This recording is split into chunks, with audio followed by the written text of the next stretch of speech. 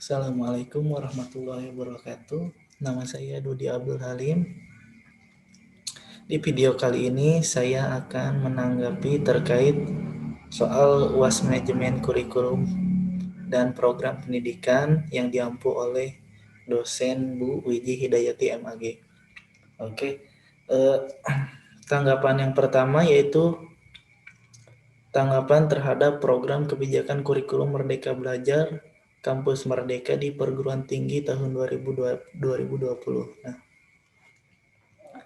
awal tahun kemarin yaitu awal tahun 2020, Kementerian Pendidikan dan Kebudayaan Kemendikbud mengeluarkan kebijakan baru yang oleh Mendikbud Mas Nadiem Makarim diberi nama Merdeka Belajar Kampus Merdeka. Nah, kebijakan itu dimaksudkan agar pihak kampus lebih leluasa bergerak lepas dari belenggu yang selama ini dihadapi. Kampus Merdeka mendorong proses pembelajaran di perguruan tinggi yang semakin otonom dan fleksibel. Hal ini bertujuan demi terciptanya kultur belajar yang inovatif, tidak mengekang, dan sesuai dengan kebutuhan masing-masing perguruan tinggi. Nah, dalam kebijakan tersebut ada 4 kebijakan terkait kurikulum kampus Merdeka ini. 4 poin pokok. Nah, yang pertama yaitu kemudahan dalam membuka studi baru, program studi baru. Nah, syaratnya PTN dan PTS yang mau membuka program studi baru harus memiliki akreditasi A dan B, serta melakukan kerjasama dengan organisasi dan atau universitas yang masuk dalam QS Top 100 World Universities.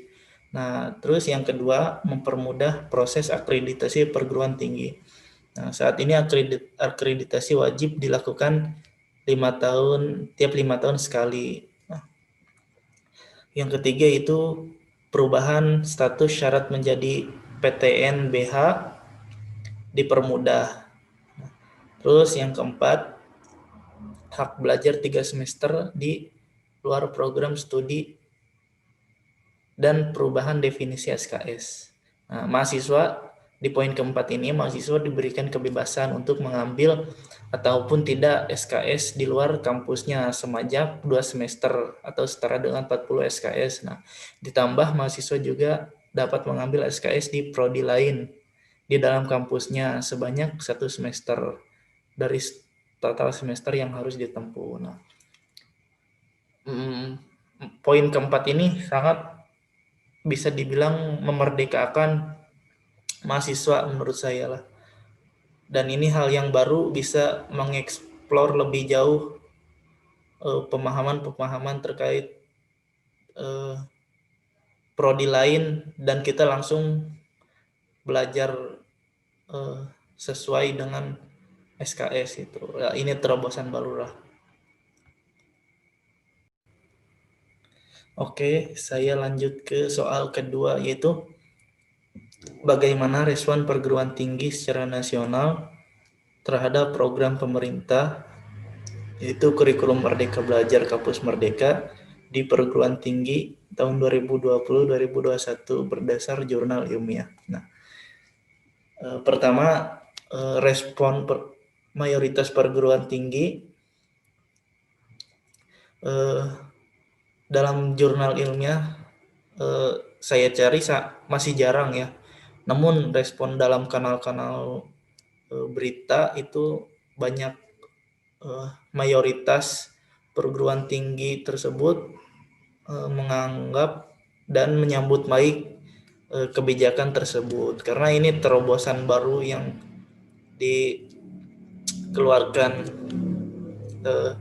Kemendikbud lah dengan menteri yang latar belakang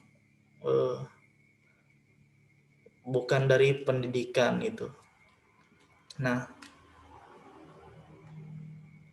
namun saya menemukan salah satu jurnal